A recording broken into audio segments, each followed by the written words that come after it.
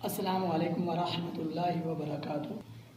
آج میں آپ کو اعوذ باللہ اور بسم اللہ تجوید سے پڑھنا بتاؤں گا کہ ان کو تجوید سے کیسے پڑھا جاتا ہے۔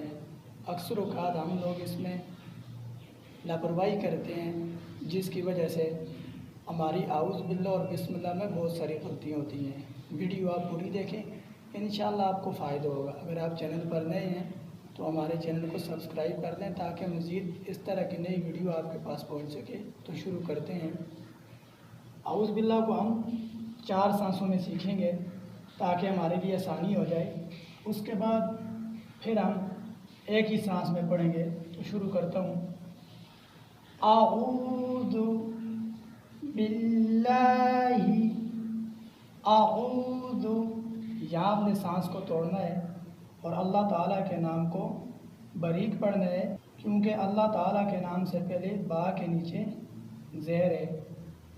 باللہ من الشیطان، نون کو شین کے ساتھ مضبوطی سے جوڑنا ہے کیونکہ شین کے اوپر شد ہے۔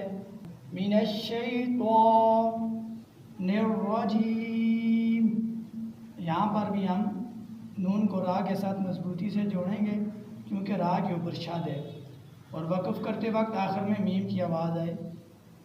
اعوذ باللہ من الشیطان الرجیم، اعوذ باللہ من الشیطان الرجیم۔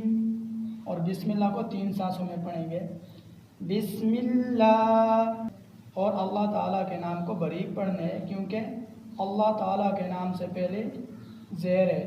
اگر اللہ تعالیٰ کے نام سے پہلے زیر آ جائے تو ہم اللہ تعالیٰ کے نام کو باریک پڑھیں گے۔ بسم اللہ الرحمن، آ کو را کے ساتھ مضبوطی سے جوڑنا ہے کیونکہ را کے اوپر شد ہے۔ الرحمن، سانس کو توڑنا ہے یہاں پر ہم نے۔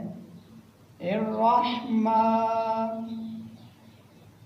الرحیم، نون کو را کے ساتھ مضبوطی سے جوڑنا ہے کیونکہ را کے اوپر شد ہے۔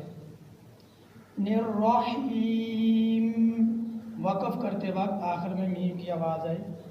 بسم اللہ الرحمن الرحیم، بسم اللہ الرحمن الرحیم۔